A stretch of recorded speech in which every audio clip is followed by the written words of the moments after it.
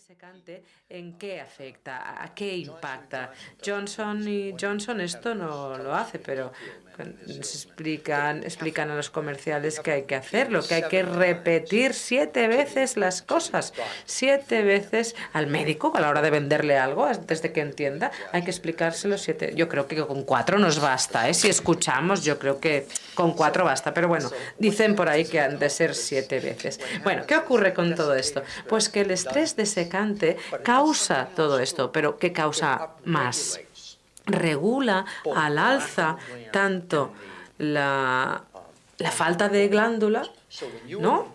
Me explico. ¿Recuerdas cuando estabas en Boston? Mac Averson, un oftalmólogo famosísimo, sobre todo en el campo de las alergias, solía decir, es terrible que la glándula lagrimal la dejemos inflamar y la biopsiamos y está inflamada. Claro, por eso hay ojo seco, porque se ha inflamado la glándula lagrimal. Bueno, seguramente porque esa secreción, cuando la glándula está inflamada, baja. Pero ¿cómo corregimos la inflamación de la glándula lagrimal? Porque está inflamada. Si tenemos un estrés desecante, cuando hacíamos esa prueba, ¿le ha caído lágrima a alguien? ¿Alguien le ha caído una lágrima al hacer la prueba de antes? No, ¿verdad? Al mirar fijamente. Pero un ratito más, el sistema de defensa lo que haría sería lanzar una lágrima, ¿no?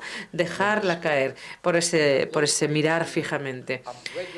Regulamos al alza, pues, las glándulas lagrimales y de meibomio, así que para que funcionen a la vez. Y de repente no están pensadas para que funcionen al 100% siempre. Y las regulamos al alza y las hacemos correr una maratón a muchísima velocidad. ¿Qué pasa? Las forzamos, pues igual que pasó con los ratones. Cuando tenemos un estrés desecante y tenemos esta situación, una atrofia. Y antes de una atrofia, una inflamación. La inflamación es uno de los procesos, pues, que nos lleva a esa atrofia.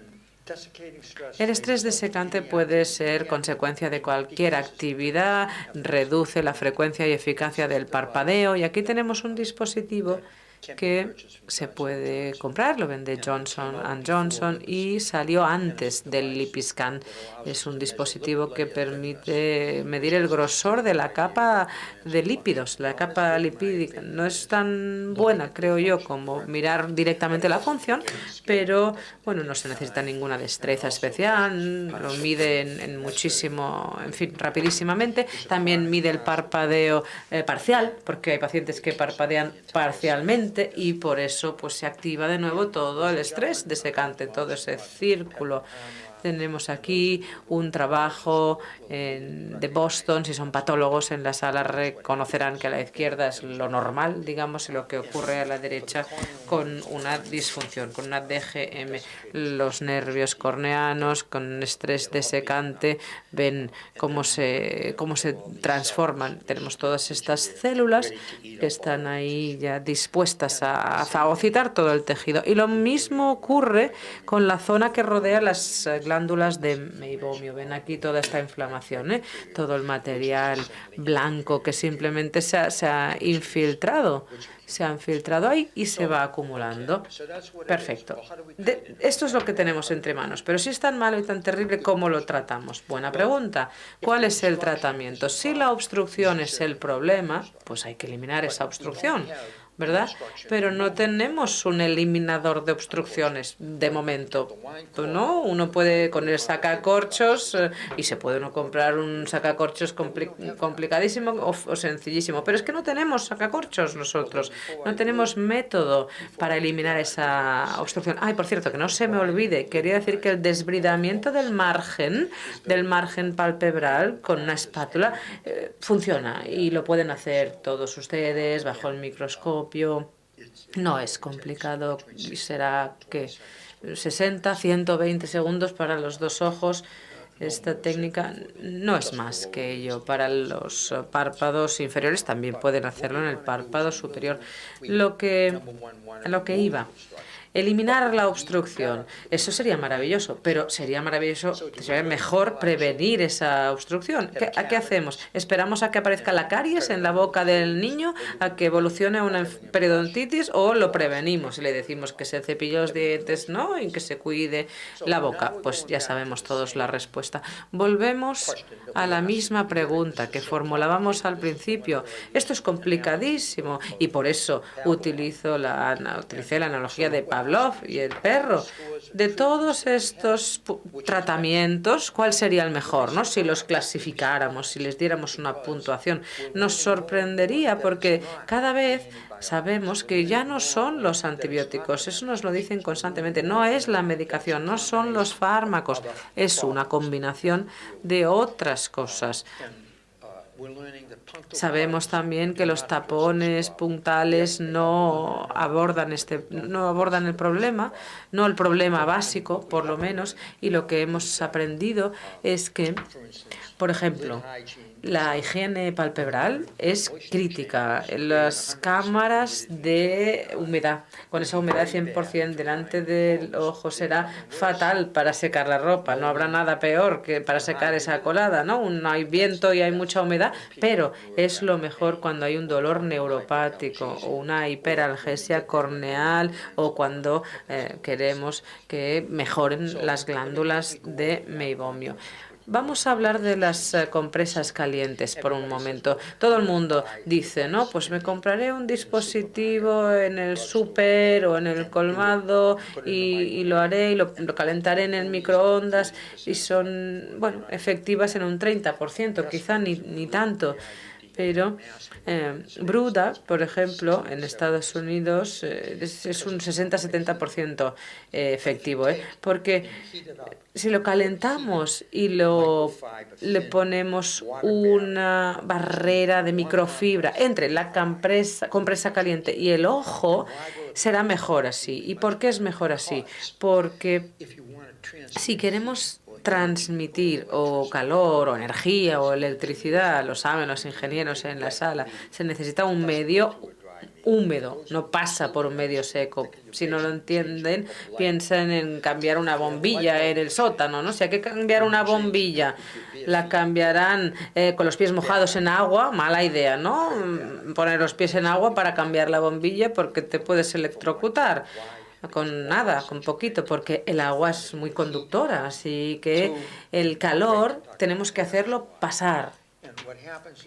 Y calentar la parte exterior del párpado, eso es muy rápido. En casos de blefaritis, que se puede calentar hasta 42 grados el párpado exterior, ayudas muchísimo, ayudas y haces mucho más fácil que el material sobrante se elimine. Pero con una compresa húmeda, 40, 50 grados centígrados a esta temperatura, que es tolerable, que sigue siendo cómodo, aunque es caliente, durante 2 minutos ayuda. Pero si queremos calentar la zona de las glándulas de meibomio, que anatómicamente están situadas por detrás, debemos esperar más, es decir, 5 o 6 minutos para que llegue ese calor, hasta llegar a 60, hasta 40 grados. Para mantener este calor en el exterior del párpado. Si lo retiramos antes, la compresa caliente, no ha llegado el calor a las glándulas de meibomio. Y esto lo publicamos en el año 2008 en un artículo. Expresión. La expresión física no es nada nuevo. En el 80 ya un oftalmólogo italiano lo descubrió la manera de ayudar a las glándulas de meibomio. Visitó a un carpintero, ¿no? Y sacó una de esas pinzas que utilizaban los carpinteros para hacer sus trabajos de ebanistería, y a Dario lo replicó. De hecho, nosotros hemos creado unas pinzas que emulan aquellas, Bueno, no la recomendamos, no, tampoco hay que leerse ahora el artículo, implementar al dedillo ese método, porque no se trata de eso, pero en el 80 utilizábamos un hisopo y ahora otras herramientas que son más limpias, quizá más sencillas de utilizar. Sabemos que la cantidad de presión es de 10 psi, es decir, esa presión por pulgada cuadrada. Y eso es lo que puede soportar normalmente la gente con una anestesia tópica. Nos ayuda en un 25%, pero no nos resuelve todos los problemas, porque ya a partir de ahí es como si no hubiera anestesia. Hay que trabajar con el paciente, ir calculando la cantidad de dolor que tolera. Yo nunca he tenido, por la expresión, ningún tipo de complicación y habré trabajado ya en más de, 10.000 párpados. Pero para una buena expresión, la presión debe ser de entre 15 y 30. Y eso es intolerable, ese dolor, porque ¿qué hacemos? Intentamos hacer una expresión del tapón que está pegado al muro, con esas redes filamentosas. Está realmente pegado en el muro y con la expresión física lo intentamos sacar de ahí, hacer subir. Cuanto menos grave es, más fácil nos resulta sacarlo de ahí, de esa posición. Y eso es lo que hacemos. Esta es una manera de hacerlo. Y yo les animo a realizar esta técnica. Yo la llevo haciendo más de 10 años. Después, las gotas preguntan a menudo cuáles funcionan. Las gotas lipídicas funcionan si contienen fosfolípidos. Yo les he dedicado muchos años a su estudio. Aquí tienen los productos que están disponibles en Estados Unidos, que contienen lípidos, los productos Sistane, por ejemplo, y Sistane Balance, que ya lleva años en el mercado. Ahora ha salido uno nuevo que no es tan lechoso, tiene una nanopartícula con estos materiales, pero sigue siendo un fosfolípido que funciona muy bien. Bausch & Lomb ha sacado el SOCE, alternativa a los fosfolípidos, y luego Ocusoft que funciona bien, Refresh también, Refresh Optiv. Estas son las gotas lipídicas que ahora mismo utilizamos en Estados Unidos. Preguntan si funcionan. Sí, funcionan, realmente son útiles. ¿Curan algo? No, es un método de tratamiento paliativo. ¿Podría ser profiláctico? Probablemente, si ponemos gotas a la persona para lubricar, para evitar el estrés desecante, porque esto frena realmente el estrés desecante. Si hacemos eso, sí, ayudarán. Resultarán de ayuda y yo los utilizo y mi familia los utiliza y las recetamos, pero no son la gran cura. Me explico, es un método que ayudará a la persona y es importante que los tengan a mano. Existe un dispositivo llamado LipiFlow. El LipiFlow diseñado para eliminar el tapón. En lugar de realizar una expresión física ejerciendo presión, se pensó en intentar tratar mejor y también intentar tratar sin dolor. Esto no lo mencioné. Por cierto, la última vez que vine aquí al colegio le aplicamos calor a la superficie interna, no externa. Si alguien hace 20 años me hubiera dicho que se podía aplicar calor a la superficie interna, le hubiera dicho que estaba loco. Pero resulta que sí se puede.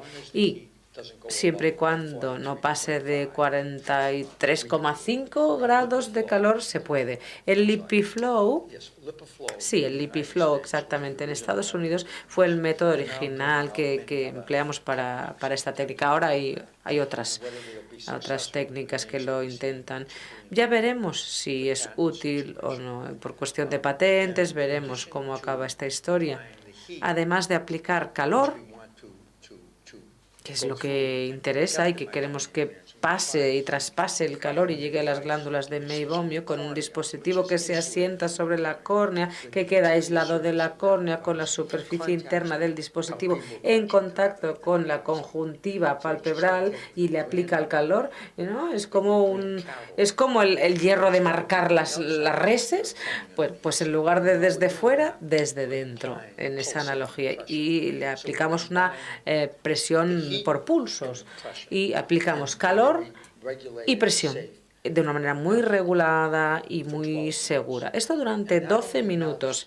Y eso elimina, funde el tapón al final. Pero creo yo, es más importante esto para mí, no lo hemos hablado, pero lo vamos a hablar, porque yo creo que desbrida, ¿no? Los acinos, yo creo. Decíamos, ¿se pueden tratar córneas con problemas serios sin hacer un desbridamiento? Y usted me dirá, bueno, sí, algunas sí, pero la mayoría habrá que desbridarlas porque hay que quitar, eliminar todo ese material antiguo antes de que puedan hacer ahí nuevas células. Yo creo que lo que ocurre, creo, hasta, bueno, en fin, bastante, que cuando aplicamos calor y presión y pulsos durante 12 minutos, esto es suficiente para limpiar muchos de los acinos. Bueno, esta diapositiva simplemente es más de lo mismo.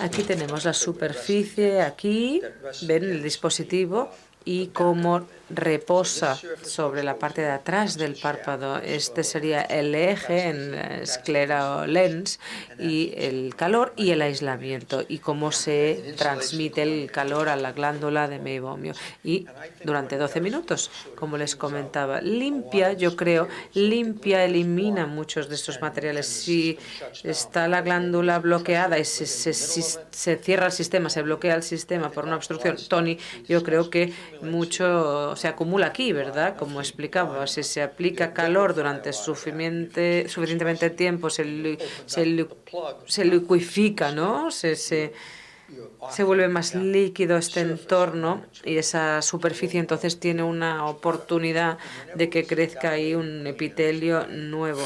Glándulas dilatadas vemos a veces con el meibógrafo. Eso no es normal porque las diapositivas del doctor Enríquez tenían un aumento de 200, así que él sí que apreciaba la dilatación, pero con este método no deberíamos ver una dilatación como esta. ¿Por qué esta dilatación? Yo creo que ha sido causada por el propio tapón. No entraré en detalle en esta diapositiva, pero el LipiFlow está patentada y se ha aprobado en ensayos aleatorizados, controlados, prospectivos, con ciego, en fin, muy bien realizados para ver la mejora de la función glandular y se ha mejorado durante 2-3 veces más. Realmente ven los estudios, los resultados y los puntos clave. Un mes después del tratamiento ya los sujetos del ensayo empezaron a notar alguna mejora y con la duración del estudio se pudo saber que un tratamiento duraría 12 meses, hasta cierto punto un año, es decir, no desaparecía. Si la persona está todo el día delante de una pantalla de ordenador y le tratamos y no hace sus deberes y no parpadea más, pues será la situación diferente frente a aquel que sí que hace sus deberes. Esto se hizo con cirugía de cataratas, con lentillas, y vemos aquí el aumento de la cantidad de tiempo más que podían llevarlas puestas las lentes de contacto. Se hizo un estudio prospectivo de todo de los alumnos que entraban en la facultad de optometría y lo que querían pues pillar a los más nuevos, ver qué tal cuando llegaban, qué tal cuando se marchaban y esos 4 años más de estudio intenso, cómo les afectaban a ellos, a sus ojos. Así que se les pasó el cuestionario para evaluar sus síntomas. El 70% de los alumnos que entraban, eran 100 en clase, pero en era de 81, estudiamos 81 alumnos, el 70% sintomáticos ya, el 41% de aquellos alumnos necesitaban gotas diarias. Estamos hablando de alumnos de entre 21 y 25 años. Meibografía, el 17% ya presentaban en el primer año más de un 50% de atrofia. Eso es terrible, porque si siguen así, pues no van a poder ni terminar la carrera. Utilización del ordenador. El 17% ya tenían un problema con el ordenador, al utilizar el ordenador. Dificultad con las lentes de contacto, 40%. Claro, si perdemos el 40% de los pacientes, pues ¿qué pasará? Pues habrá menos lentillas desechables y el mundo será mejor. Eso es una buena información. Pero claro, los que fabrican lentillas no están de acuerdo, la población en general tampoco está de acuerdo. Y luego el grosor de la capa lipídica, que debería ser de 100, sería fantástico, 70 está bien, pues 54. Vean el resultado, no era el mejor de los perfiles. ¿Cuál es la evolución natural de las glándulas de meibomio?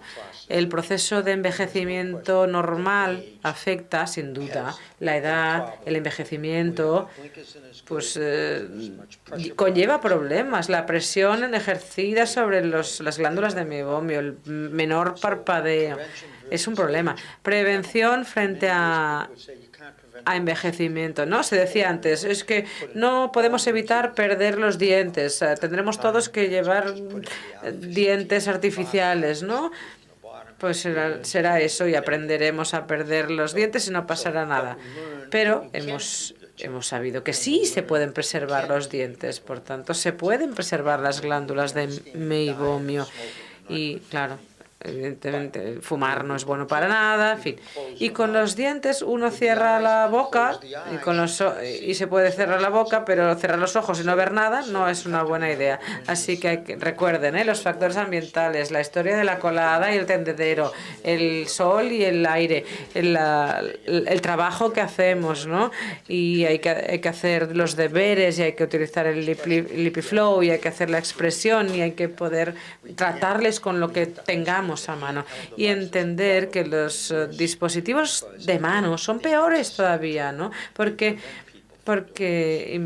hay que impedir que llegue ese problema. Y luego el impacto obvio del parpadeo. Todo esto se está desarrollando y ahora tenemos ya suficiente conocimiento para saber que por lo menos hay que empezar. Y no recuerdo exactamente qué decía Kennedy, pero decían por ahí que en Estados Unidos tenemos muchos problemas y que es muy complicado y que hay que empezar por algún lado, ¿no? Así que yo les alentaría a pensarlo así. Tenemos suficiente para empezar. Empezar, por ejemplo, en el modelo dental, empezar a tratar la encía con higiene dental, con tratamientos profilácticos, con las radiografías, con un tratamiento profiláctico de las encías, con un buen cepillado. ¿Nosotros qué tenemos, en cambio? Nada para el ojo. Si uno va al dentista y no le dan nada para evitar que le aparezcan todos estos problemas, se va a un otro dentista, ¿verdad? Pero yo aquí en esta sala, y me incluyo, somos todos culpables, porque no es esa nuestra cultura. Nosotros tratamos reactivamente, cuando ya es tarde, reaccionamos, no nos anticipamos, ¿no? Y es como si el dentista ya se limitara a decir, bueno, pues extraemos porque no hay nada que hacer. Ellos previenen, ¿verdad? Pues vean aquí el modelo para el ojo. Debería ser un modelo con exploraciones anuales, bianuales, con un buen control de las glándulas de meibomio. ¿Tenemos tiempo de hacerlo? ¿Puede permitírselo el hospital, el gobierno? No, nadie puede permitírselo, pero habrá que empezar. Debemos ponernos ya manos a la obra, enseñar a la gente a parpadear, entender lo que es el grosor de la capa lipídica, desbridar, y cada vez que vengan les pasamos un cuestionario, siempre el mismo. Y si durante 7 años pasa el mismo cuestionario y no hay ningún cambio porque funciona, pues vamos a verlo de manera secuencial y podremos saber por dónde van los tiros. Eso es muy, muy valioso, esa información. Y en nuestro campo debemos entender todo esto. Necesitamos gente también en nuestra consulta que sea higienista ocular, igual que hay un higienista dental, un higienista ocular. Sabe hacerlo, ¿eh? No todo el mundo puede hacerlo. ¿Por qué? Hay que explicar las cosas 7 veces y repetir las cosas 7 veces. Primer paso para mí, el parpadeo parcial o poco frecuente. Y luego también pues la gente que tiene que aprender a parpadear. Hablaba antes con uno de los técnicos por ahí que decía, a ver, ¿qué lo causa? Porque yo presentaba esto hace 2 años y estaba aquí y bueno, y veía que la cosa iba contagiándose. 3 meses después precisamente tuvo ojo seco y me lo contó hoy. Me contó, mira lo que me ha pasado. Se mira cómo parpadea, pues se le ve. Y le expliqué, mira, es que parpadeas de manera parcial. Primero parpadea, aprende a parpadear, pero es que parpadear no es tan fácil, ¿eh? No es una cosa sin más. Yo enseño a las personas a parpadear, explicándoles a cerrar los ojos y luego hay que enseñarles a que usen los músculos que tocan para que no tengan que pensarlo. Es decir, les enseñamos a cómo cerrar los ojos. 1, cerramos normal, cerramos los ojos normal primero. Aguanta.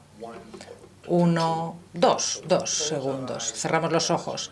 Aguantamos 1, 2. Porque queremos que se acostumbren a besarse los párpados. Ese primer peso, todos lo recordamos, ¿verdad? Todos recordamos el primer peso, pues no vamos rápido, ¿verdad? Despacito, y nos vamos tocando muy despacito. Y nos gusta esa sensación, porque es bueno. Bueno, pues lo mismo. Con el parpadeo parcial es exactamente lo mismo. ¿Qué queremos hacer? Pues eso, cerrar, esperar, 1, 2, pausar, 1, 2, 1, 2. Después apretamos un poquito 1, un poquito más fuerte 2 y apretamos un poquito más fuerte 3. Y no usamos estos músculos de ahí. Vamos a probarlo. Cerramos los ojos, esperamos 1, 2. Abajo, apretamos un poquito 2, apretamos un poquito 3 y así. Has apretado demasiado porque has estado utilizando estos otros músculos. Lo único que queremos es que uses este músculo de aquí, el ubículo, ahí arriba, porque si usas los de la cara, lo que haces, y lo hiciste en los 2 primeros parpadeos, es demasiado. Es cerrar, pausar, 1, 2, apretar un poquito más con los párpados y en el último ya se puede apretar un poco más. Si hacen eso una vez por hora, es genial. Es fantástico cómo se mejora. ¿Vamos a quitar el tapón así? No, ya, claro que no. No vamos a quitar así el tapón, pero lo que sí que hace es que, digamos, habrá menos residuos, ¿vale? Impediremos que se acumulen más. Luego, pues, compresas calientes, etcétera, pues los resultados pueden ser bastante notables. Hay un producto que se llama Linsio, que comentaremos también por encima. Es para lo que es el borde palpebral, en cuanto a lo que es la línea de Marx. A ver si lo enseño un momento. Linsio. Litsil, que es el sellado de los párpados. ¿Qué significa? Por la noche parece que tengamos los párpados cerrados, pero dejan entrar aire muchas veces. A veces o muchas veces les pedimos a las personas, les preguntamos, ¿qué pasa? Y dicen, bueno, pues por la mañana deberían estar genial, ¿no? Mis ojos, porque han estado tapados por la noche, pero no. Es tan fatal, me duele. Bueno, pues eso es que ha habido aire, han estado expuestos al aire y hay luz entre ambos párpados, aunque estén cerrados. ¿Por qué? Bueno, pues porque el párpado superior se desliza sobre el inferior y entonces no está bien cerrado, no está bien sellado y entra aire. Cuanto más aire entre, más problemas. Entonces hace falta la transiluminación, lo ponemos encima, en este ángulo más o menos, a 45 grados más o menos. Decimos, cierra los ojos el paciente, como si estuvieses durmiendo suavemente. Ponemos así el instrumental, lo movemos un poquito para ver que estamos en el sitio correcto, queremos en la parte de arriba del tarso. Luego, en torno a la placa y bingo. Aquí, al hacerlo, bueno, es difícil verlo y también entenderlo. Este es el párpado superior y esta es la parte superior de la placa tarsal. Y esto es lo que hay en medio. Cuando lo hacemos es que muy probablemente van a tener síntomas por la mañana si tienen este problema. Pero lo peor es que se inflama la córnea y hay estrés desecante. Es decir, tratarlos durante el día es difícil porque se eleva el nivel de inflamación y al aumentar la inflamación, cuanto más aumenta, más difícil es, más daño en el nervio y más difícil es tratar a estas personas. Es una prueba que podemos hacer todos, es facilísimo. Se busca perfectamente el Corp-Blackie Light Test, lo ponen en Google y hay un artículo de 2015 y lo encontrarán rápidamente. Este es el instrumento para iluminar y así es como se pone. Así lo hacemos. La luz que sale, aquí un poquitín de luz que sale y mucha luz que sale. Otro caso es la caída de la glándula. Pensemos en los aumentos que vimos antes. Si no entendemos la atrofia y una forma de estudiar la atrofia, si tenemos un instrumento, pues si no hubiese transiluminación, pues bueno, pues muy bien, mejor es algo que nada. Pero cuando vamos a tratar a estos individuos, sabemos prospectivamente cómo, porque les decimos, no vas a mejorar porque has perdido las glándulas, todas estas, pero vamos a impedir que empeore. Se me olvidó mencionar una cosa, y es que el tratamiento para los párpados sellados, pues lo primero es una pomada, ¿no? Primero para proteger la córnea e impide que entre el aire, eso es lo primero, y supuestamente ayuda a eliminar el estrés desecante, esto sí hay que hacerlo, si no, pues bueno, luego ya las gafas, ¿no? Por encima de la pomada, las gafas con la humedad, pero bueno, siempre intento primero con la pomada, se me olvidó decirlo antes. Aquí la hiperalgesia corneal. ¿Qué pasa? Pues que tenemos una fase ya en donde con la microscopía podemos ver la alteración de estas glándulas. ¿Qué quiere decir la confocal, microscopía confocal? Podemos suponer que un alto porcentaje de pacientes tienen esto y queremos probarlo. ¿Cómo hacemos? Bueno, pues les ponemos esas gafas de bucear, ¿no? Para crear humedad, se la dejamos de 20 a 30 minutos y les decimos, a ver, ¿qué pasa? ¿Cómo estás? A, B, C, D, F. Fatal, F, fatal, no puedo hacer nada, estoy fatal. A, genial. B, bueno, bien. C, bueno, lo tolero, pero hace un poco de daño, no estoy satisfecho. Y D, pues no está bien. Bueno, tenemos esa clasificación antes de ponerles las gafas con la humedad. Si les ponemos esas gafas con humedad y ya tenemos ese cuestionario de antes y no mejoran esa comodidad, ese bienestar, pues es que algo pasa. No va a ser fácil resolverlo, no hay duda. Se le explica al paciente de que habrá que trabajar más y habrá que tratarlo con tiempo. Y además, cuando tratamos a estos pacientes, a estos individuos, y hacemos esta prueba de las gafas, lo que queremos saber es si pasan de esa D pues a la A en 20 minutos, ¿no? Claro. Ahí, bueno, podemos garantizar que si eso pasase, están un 75% mejor en 6 meses. Es decir, con unas compresas calientes y la extracción del tapón, porque no tienen dificultades o anomalías neurosensoriales. Pero si llegamos a estas fases, ya tenemos enormes problemas. Tiene una conferencia en París en diciembre de 2017 y fueron estas las preguntas. Voy a ir un poco ahora a lo que son las lentillas, si me permiten. Me pidieron una conferencia sobre las lentes de contactos en la AOP, Práctica Oftalmológica Avanzada, en París, en diciembre, como les decía. Y las preguntas, Michel Muselier, que es muy conocido, lo que preguntaba era esto: incomodidad o molestias con las lentillas, ¿cuál es el papel de las glándulas de meibomio? ¿Hay tratamientos para prevenir o formas de mejorar el uso de las lentillas? ¿Afectan a las glándulas las lentillas? ¿Cuánto tiempo? Etcétera, etcétera, ¿no? hablamos también hoy en la facultad, ¿no? En la mebiografía puede predecir, ¿no? El éxito, no. Esto es lo que me preguntaba y así lo planteo, lo he utilizado durante 10 años. A ver, ¿qué hemos aprendido de la comodidad o de las lentillas? Pues hemos aprendido esto. Tenemos el GPC, la conjuntivitis papilar gigante, etcétera, etcétera. Las glándulas, la fricción, la lubricidad, el lead wiper, es decir, la etilopatía del párpado, problemas palpebrales, el estrés, etcétera. Todo lo que pasa en el ojo. Es tan delicada, tan sensible, porque entra un cuerpo extraño, que lo sentimos, ¿no? Donde lo sentimos, pues lo sentimos en esa parte que es el lead wiper, que es esa porción de la conjuntiva. ¿Qué hemos hecho?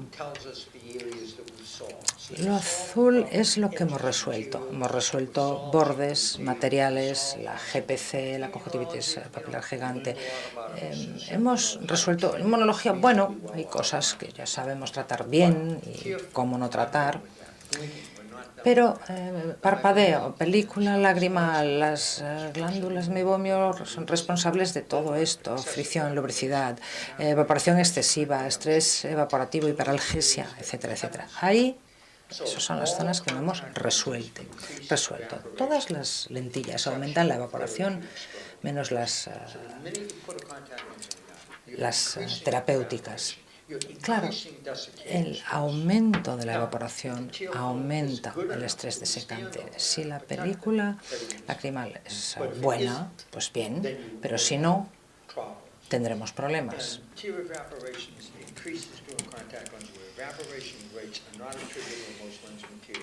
Las tasas de evaporación no atribuibles a los materiales de las lentillas, esto lo sabemos. Mucho de ese trabajo empezó en el año 82 ya con Tomlinson y Cedarstaff, y también en Boston con Rolando y Refojo, que ahora precisamente está trabajando allí, y empezó en esta fecha. Todo tiene que ver con el estrés evaporativo. ¿Y qué descubrimos? Bueno, ya en el año 80, por eso, bueno, eran magníficas las CSI. Mucha gente las pone y las puede poner de manera indefinida. En su momento, pues genial, y para mucha gente, genial, perfectas, pero para otras personas no. ¿Por qué? Bueno, pues tiene que ver con la DGM. El estrés evaporativo lo que hace es iniciar la cascada del ojo seco, pero el resultado acaba en inflamación de todo eso. Cuando hay inflamación, acabamos perdiendo las glándulas de meibomio. En LipiFlow, con los usuarios de lentillas, estudiaron 112 en 5 sitios diferentes, prácticamente se aumentó en 4 horas el tiempo de uso cómodo, ¿no? Hasta 9 horas, prácticamente desde 5,4. Increíble. Eso solo tratando una vez con LipiFlow las glándulas de meibomio. Imagínense si hiciese el paciente lo del parpadeo, las compresas calientes, etcétera. Bueno, pues tendría que evitarlo, el uso de las lentillas. La DGM, prevalencia crónica progresiva, es decir, es crónica progresiva y lleva a todo esto. Lo que es muy interesante es que con la RGP, las personas que las llevan con comodidad durante más de 30 años tenían 8 glándulas funcionales, 8. Pero con las blandas, las de arriba son las lentillas duras, las de abajo son las blandas, pues 6, fíjense, frente al control de 3,5. Es decir, la población normal solo 3, y con síntomas de ojo seco, pero los que podían llevar estas de aquí pues tenían muchas más glándulas funcionales. Es decir, ¿mejoraban las cosas las lentillas? No. ¿Afectan a las glándulas de meibomio en las lentillas? Aquí tenemos varias cosas, bueno, distintos estudios que empezaron hace mucho tiempo, y lo que han visto es que se asocia con ciertos cambios en las glándulas de meibomio. Eso se ha encontrado, es decir, las personas que utilizan lentillas sí que están haciendo correr un riesgo a sus glándulas de meibomio. Fue en el 90 ya, por On in Lark. magníficos científicos, los autores de estos artículos, recientemente Arita et al., que es un oftalmólogo japonés que publicó en 2009 y en 2017. Sabemos que sí afectan negativamente las glándulas de meibomio. ¿Y cuál es el mecanismo de acción? Bueno, pues lo mismo, estrés evaporativo, estrés desecante y luego el parpadeo, la inhibición del parpadeo. ¿Afecta el material? Hombre, pues incluso la mejor de todas, la utópica, pues tiene que aumentar la evaporación del ojo debido a la presencia precisamente física, ¿no? Porque hace un poco de protusión, ¿no?, en el párpado, en los párpados, eso es inevitable, pero cuanto menos evaporación se produzca, pues más cómodas serán las lentillas. Y si tenemos las blandas y les ponemos las gafas, aunque no estén cómodas, pues el 90% enseguida se sienten mucho más cómodos. Es decir, es todo cuestión de la evaporación. Todo se debe a evaporación. Nunca nos hemos percatado de esto, no lo reconocemos. En mi consulta teníamos pues gente que las tenía y vamos haciendo mediciones, magnífico trabajo de investigadores que trabajaban conmigo. Ahora está en Francia. Bueno, tengo que agradecerles muchas cosas a los franceses. Mauricio d'Orlando, por ejemplo. Es muy difícil entender la importancia de una idea nueva. Es muy difícil. Es difícil hasta para quien la ha descubierto. Imagínense lo difícil que es para quien no ha descubierto esa idea nueva, ¿no? Es decir, que cuando llegan tenemos que intentar al menos explorarlas. O sea que cuanta menos evaporación, más comodidad. La superficie no puede imitar la córnea, no hay manera, no es posible, no pueden recoger la mucosa, no hay manera de que puedan imitar en absoluto la córnea, en modo alguno. Así lo entiendo yo. Es decir, que las glándulas de meibomio estarán ahí siempre. Sabemos que podemos mejorar, podemos duplicar y triplicar su capacidad, eso lo sabemos. Y si lo conseguimos, tenemos una respuesta mucho mejor para todos los usuarios de lentillas y con ciertos materiales, aunque tengan que hacerlo. Y esos nuevos materiales que hay ahora son fantásticos porque están mejorando enormemente. Las de un día, por ejemplo, los de usar y tirar, son extraordinarias. Millones de dólares que se han invertido en esa investigación para que la superficie sea más compatible con la película lagrimal. Habrá que entender una cosa, es que tenemos que tratar la película lagrimal, trabajar en el material y mejorarlo, etcétera. Pero pronto, al principio, cuanto más esperemos, peor. Noticia recentísima que voy a comentar rapidísimamente, si me lo permiten, es reciente, la comenté antes, pero lo voy a señalar otra vez, porque teniendo esto en la cabeza se cambia el planteamiento, el pensamiento de muchos. Lo primero es ese estudio que se hizo, fantástico, un excelente estudio, el DREAM. A ver, ninguno es perfecto, pero si hay que probar una dosis, hay que probar 10 o 12 dosis, las que sean. Claro, hay que hacerlos bien, tiene que haber una matriz de 100 y no sé qué. Harán falta cientos de años. Pero este estudio, como otros, es muy bueno. Y lo que encontró es que es increíble. Omega 3. Los omega 3 no han tenido efecto beneficioso alguno, más que el placebo en cuanto al ojo seco, en cuanto a esta afección. Absolutamente increíble, ningún efecto. Y Penny Aswell, que es quien impulsó el artículo, decía yo, es que era una gran defensora, estaba segura de que funcionaría eso y ahora pues me he quedado de piedra, no funciona. Bueno, pues esta es la historia que no se puede repetir. Lo que decía, el 90% de los estudios hechos no se han podido replicar. Por eso, uno tras otro, estudios pilotos, uno tras otro, hasta que se puede repetir o replicar. Nunca hay un protocolo escrito de que un estudio de cualquiera, incluso Johnson, Ellicott, las mejores empresas del mundo, No hay un protocolo escrito, hay un protocolo final hasta que haya 2 estudios consecutivos que demuestren que puedes alterar tal protocolo. Y esto es imposible, a nivel práctico me refiero. Es decir, que muy desalentador el resultado. Se publicó en el diario, revista médica, el New England Journal of Medicine, el número 1 del mundo en cuanto a investigación médica. Ya saben ustedes lo difícil que es publicar ahí un artículo.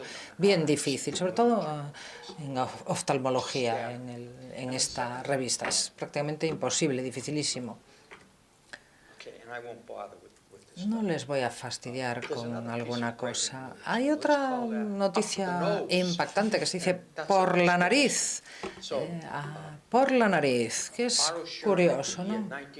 Pero Sherman en el 1900 y pico, bueno, pues Otto Schirmer, que ya lo conocemos, bueno, pues lo que hacía era ver un poco qué pasaba con una pinza del pelo y a ver qué pasaba.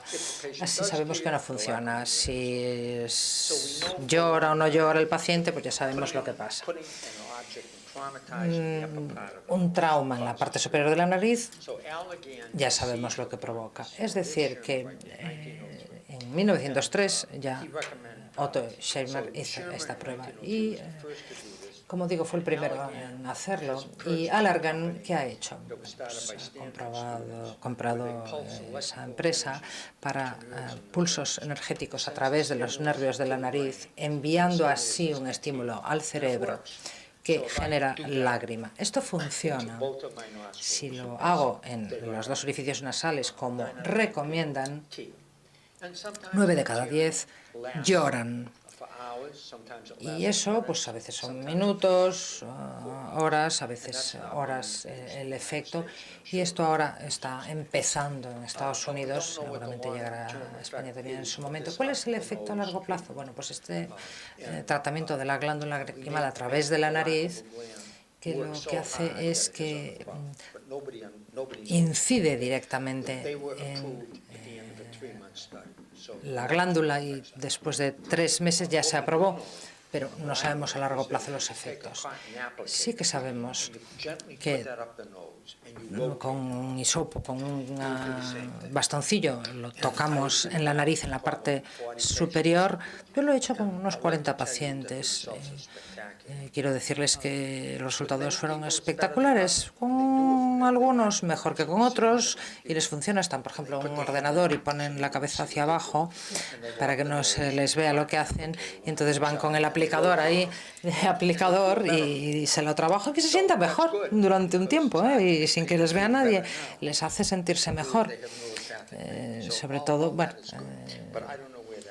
la cosa les funciona si no hay alguna neuropatía o algún dolor neuropático, ¿no? En la Facultad de Dartmouth tienen un instituto de salud pública o bien público y artículos, etcétera, y los analizan para ver qué es lo que pasa. Y esta investigadora en el periódico norteamericano de la Asociación Médica en 2018, que es de los mejores del mundo, el tercero, diría yo, analizó la cuestión de restasis, de si funciona o no funciona. Y bueno, no encontró evidencias de por qué tienen esos 2.000 millones de ventas. Bueno, pues por la publicidad. Y eso convence a todo el mundo de que sí que funciona. Bueno, llevamos a la cuestión clave, ¿no? ¿En quién confiamos como médicos? Bueno, pues en el estudio Amgen, científicos vieron que 47 de 53 estudios no se podían replicar y se publicó en Nature. O sea, no se publican en revistillas de 3 al cuarto, ni mucho menos, sino en diarios y revistas importantísimas en nuestra comunidad. Bueno, pues la DGM influye en todos los aspectos del cuidado ocular, visión, fatiga, etcétera, etcétera. Las cataratas, las lentes intraoculares. La mayoría de los pacientes con ojo seco tienen anomalías estructurales y funcionales de las glándulas de meibomio. Es prevalente, es progresiva y es crónica. Es la causa principal del ojo seco en todo el mundo, y la función y las estructuras las simplifican. Si queremos simplificarlo, entenderlo, pensemos en cuanto a función y estructura. Es tan prevalente que debiera entenderse como causa raíz o primordial de la mayoría de los ojos secos. Y podemos dejarlo bastante claro, ¿no? ¿El futuro cuál es? Bueno, pues es entender el estrés desecante, entender el parpadeo, entender el modelo dental, entender cómo utilizar los fármacos. Los fármacos evidentemente se utilizan para calmar, para intentar controlar la situación que se ha descontrolado por ese estrés desecante y todas las secuelas que se producen. Pero lamentablemente no hay fármacos de momento que nos ayuden a transformar o a cambiar el tratamiento, a incidir en el tratamiento. Y el futuro, desde luego, es limitado. Esta es una jovencísima señora con la que llevo casado bastante tiempo, que era guapísima, la conocí en la facultad. Una de las maravillosas cosas que puedo decir de la universidad y la academia que me dio a mi señora, a mi mujer, los artículos, bueno, es un hombre ya trabajando con los niños, más obligaciones, más niños, y ella luego se hizo política. Nos hacen falta, nos hacen falta buenos, de los buenos. Ella era una buena política, la primera presidenta de la Academia Americana, y bueno, etcétera, etcétera. Y muchas gracias, Joan, te lo quiero decir, por todo lo que has hecho por mí, por todo tu apoyo. Muchísimas gracias.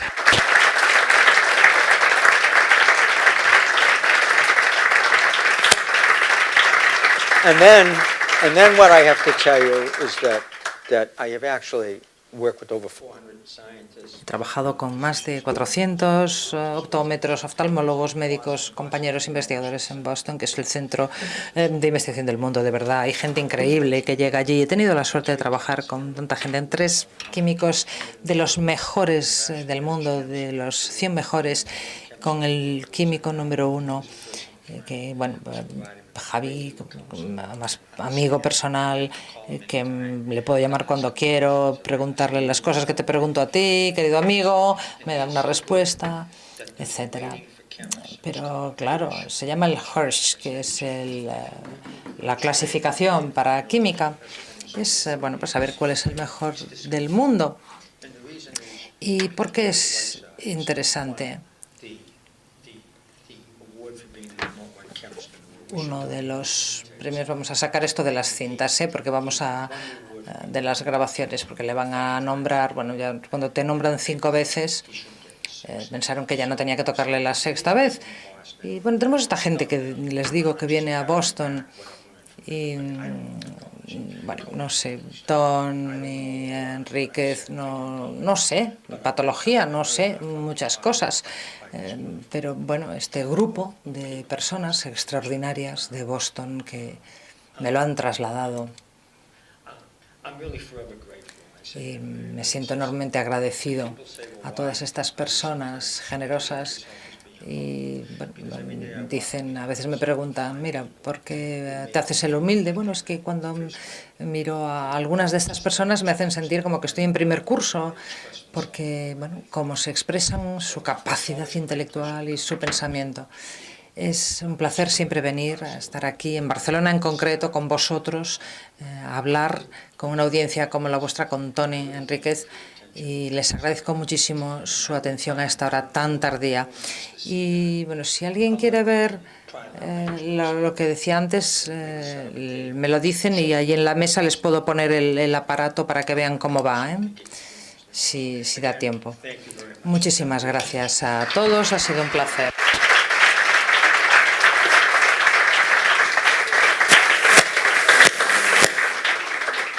Ahora, si alguno de vosotros tiene alguna pregunta que hacer, yo le pasaré el micrófono. get you a microphone so that you can ask your question.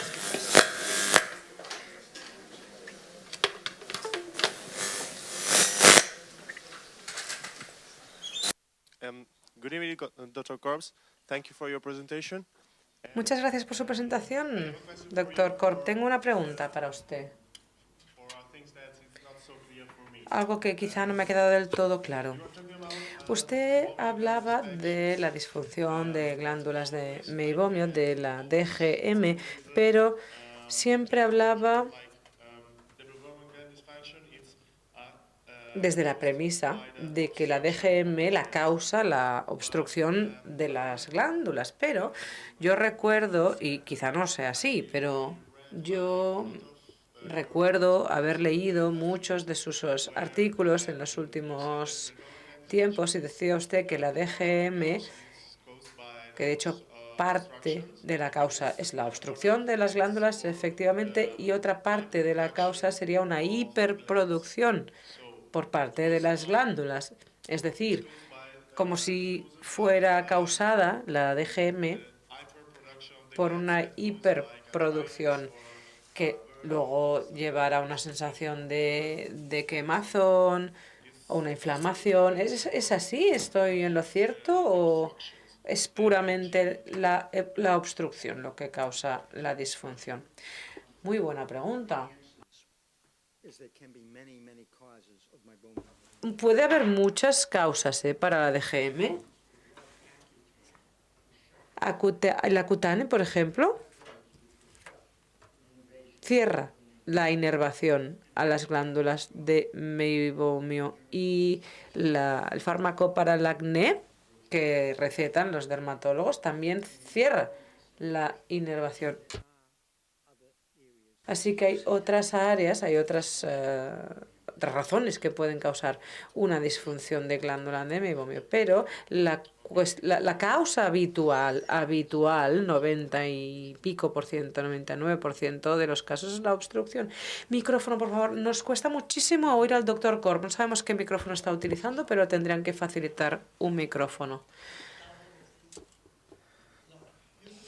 Se podía ver una hiperproducción de grasa, ¿verdad? De lípido en las glándulas sebáceas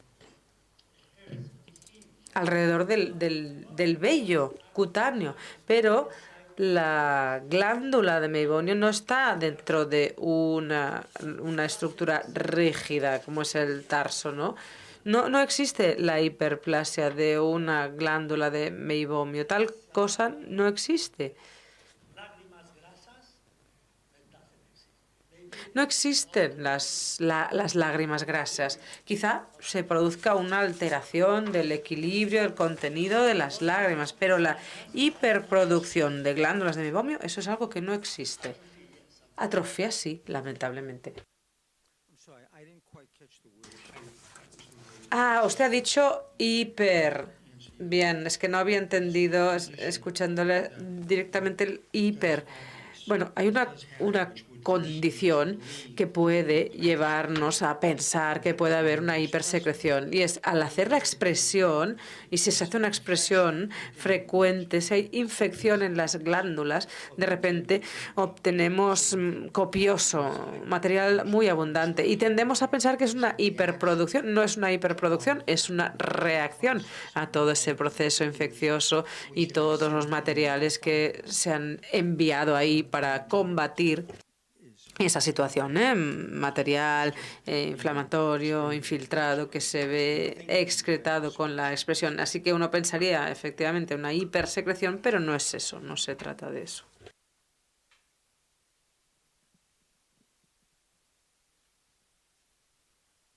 Bueno, veo que no hay más preguntas, pero yo querría formularle una. Estamos hablando de obstrucción. ¿Y cuándo hay saponificación? Saponificación. Cuando hay saponificación, que se forma jabón, la lágrima también queda alterada y está producida por un problema también que está dentro de la glándula de meibomio.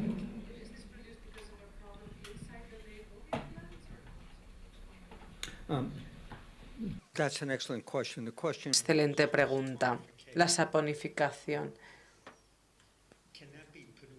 sí la puede producir la propia glándula de meibomio. Uno de los signos diagnósticos, que eso es bueno y malo, cuando analizamos el ojo, vemos la parte externa, si no podemos encontrar, ahí, si vemos jabón, ¿no? Burbujas, eso lo describió así en Noruega, no, en Copenhague concretamente se describió hace 50 años, que si aparece ahí espuma, eso se correlaciona mucho con problemas en las glándulas de meibomio. ¿Qué es lo que ocurre? Las glándulas de meibomio aparentemente no tienen la mezcla correcta de materiales inherentes para prevenir esa saponificación. Y al hacerles parpadear mucho, o si les decimos, si les hacemos esa indicación de que parpadeen fuerte, vemos que se forman esas burbujitas y pasan por el menisco y se asientan sobre la piel y normalmente tiene una blefaritis angular, como la llamamos, o angulada, una inflamación de esos materiales. Es una inflamación cutánea, en realidad, en el ángulo, de hecho, en el extremo externo, en la piel, en el ángulo del ojo. Y durante un periodo de tiempo eso le trataban con Canalog, era un fármaco que era el tratamiento de elección Canalog, y ahora sabemos que se trata mejor simplemente aplicando un poquito de lubricante, una pomada, una vaselina. Funciona mucho mejor al parecer, pero se causa porque la glándula no secreta, ¿no?, sebo, la cantidad ideal. Esa es la causa. La buena noticia es que las glándulas de meibomio funcionan. Mala noticia, no funcionan a la perfección. Buena noticia, la mayoría los recuperamos a los pacientes con ese problema, con un buen tratamiento. Yo creo que es un buen signo diagnóstico. Y si hubiera tenido tiempo, pues lo hubiera comentado. Pero excelente pregunta.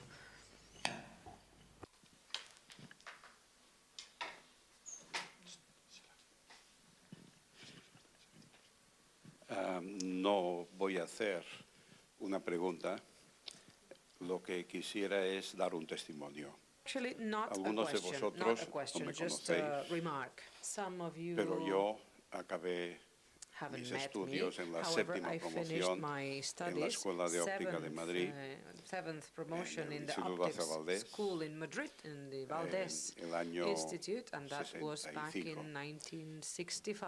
En el año 74 conocí al doctor Enríquez con motivo del primer Congreso Internacional de Lentes de Contacto. Él recién venía de Estados Unidos. Y Dr. Henriquez. 77. 77 was that? Quizás. Maybe. Okay. Whatever. 2, 3 años. Lo cierto es que recuerdo que el doctor Enríquez hizo una presentación y como oftalmólogo cambió completamente nuestra dimensión como optometristas. Y entiendo que en aquel momento detrás suyo estaba el doctor Corp. Estaba omnipresente, porque vuestra relación profesional se extrapolaba a la relación que presentabas a los ópticos optometristas, que en estos momentos pues tenemos la satisfacción de gozar en nuestras escuelas españolas. Entonces, simplemente daros las gracias a los dos por vuestra amistad y daros las gracias a los dos por lo que habéis representado en el desarrollo de nuestra profesión, para lo que os pido un aplauso. Muchísimas gracias.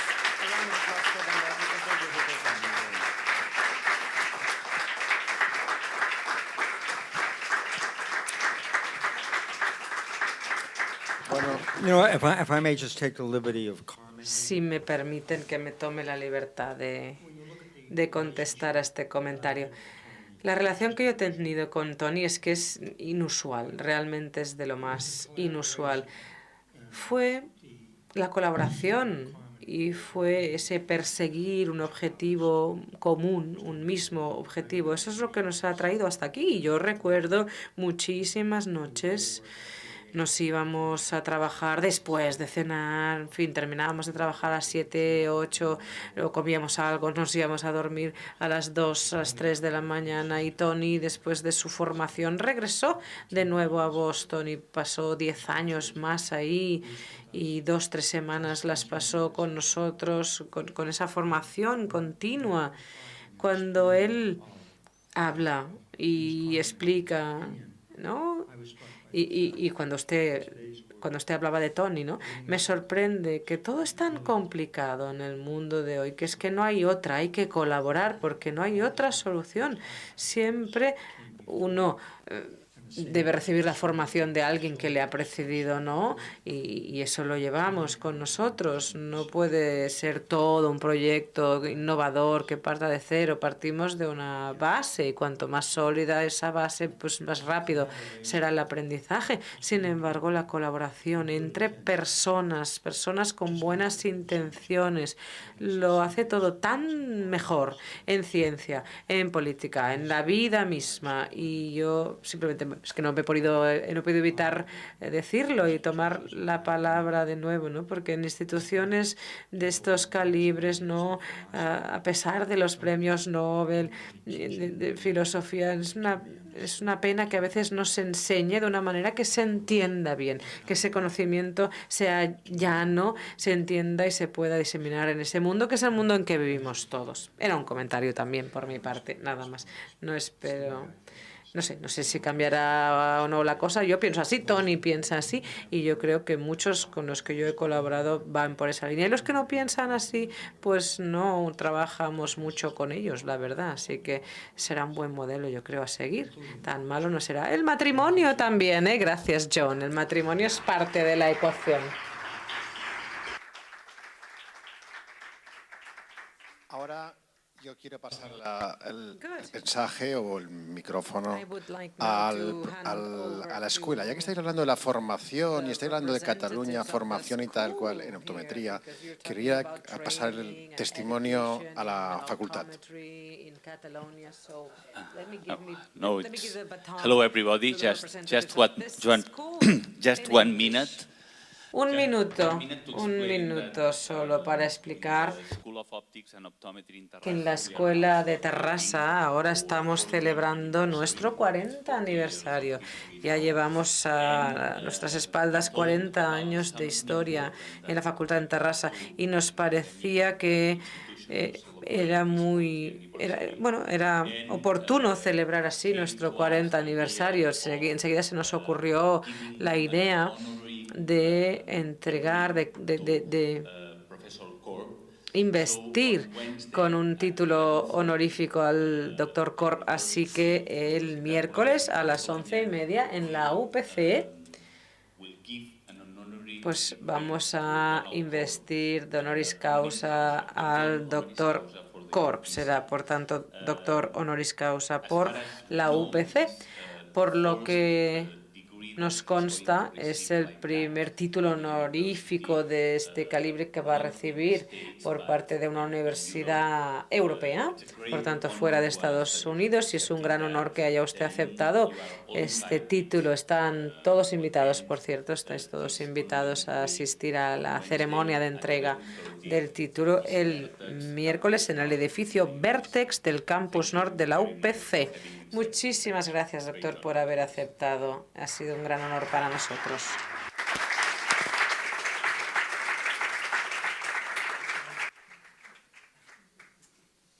Hola. Nada, bueno, muchas gracias a todos. Para nosotros, bueno, ¿qué hay que decir? ¿No? Además, es curioso porque realmente aquí estáis una parte importante del motor de la professió, no? La professió, veig personas aquí súper profesionales de primera línea, ¿eh?